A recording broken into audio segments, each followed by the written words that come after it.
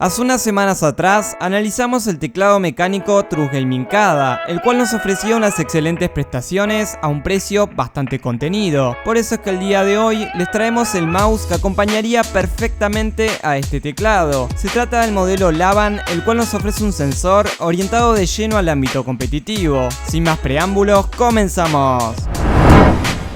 Primeramente comenzamos con el desempaquetado, que como notamos el packaging está muy bien cuidado. Como carta de presentación nos encontramos con un sticker de True Gaming, el manual de uso y su garantía, destacando que el mouse está muy bien envuelto y es casi imposible que se dañe en el traslado. Dicho esto, comenzamos analizando el mouse por su cable, el cual posee una longitud de 1,8 metros y está recubierto en goma. En este apartado me hubiese gustado que el cable sea mallado, ya que es algo que suelen tener casi todos los mouse a día de hoy. En el apartado visual nos encontramos con un diseño bastante curioso, y es que en mi opinión es el punto más fuerte de este mouse. True Gaming en este modelo se lo tomó muy en serio al apartado de la ergonomía y su comodidad, ya que el 100% del mouse está recubierto en un material tipo goma, lo que hace que sea muy agradable al tacto y que nos den ganas de jugar con él. Por la parte central posee dos botones para regular los DPI, los cuales son regulables desde 100 a 15.000 DPI. En este apartado nos encontramos con uno de los principales diferenciales de este mouse, y es que posee una memoria interna en la cual gracias a su software vamos a poder almacenar hasta 5 perfiles de configuración, ya sean macros, efectos de iluminación o DPIs personalizados. De esta forma, si desconectamos el mouse de nuestra PC y lo llevamos a un torneo, vamos a poder disfrutar de nuestras configuraciones sin necesidad de instalar todo nuevamente. Como dijimos anteriormente, True Gaming se tomó muy en serio el tema de la comodidad, tanto así que agregó un botón extra al lado del clic izquierdo, que en principio yo recomendaría utilizarlo como macro asignándole la función Profile Switch, lo que se traduce en poder navegar entre los distintos perfiles que hayamos creado, ya que si buscamos botones extras, True Gaming añade dos más en el lateral izquierdo, a los cuales también vamos a poder asignarle macros. En líneas generales, los botones se sienten muy bien al tacto, siendo de pulsación corta el derecho y el izquierdo, y el resto de los botones de pulsación intermedia. En cuanto a su rueda de scroll, la misma no es texturada y su movimiento es escalonado. Por otro lado, el botón de la misma es bastante duro, así que no recomendaríamos su uso para gaming. En cuanto a su construcción, en líneas generales está muy bien lograda, exceptuando que posee rattle en la zona del sensor. Esto es algo que sin dudas True Gaming debería rever en futuras actualizaciones. Por la parte trasera nos encontramos con tres generosísimos skates de teflón y sus sensores del tipo óptico. En este apartado no me voy a interiorizar demasiado, ya que posee el flamante PMW 3360, el cual ya hemos analizado varias veces en el canal y básicamente es el mejor sensor del mercado, es decir, tracking de 1 a 1, 50 gramos de aceleración, un pulling rate de 1000 Hz y 250 IPS de velocidad. Así que si buscamos un mouse para eSport, sea para FPS, MOBA o RPG, este es el indicado.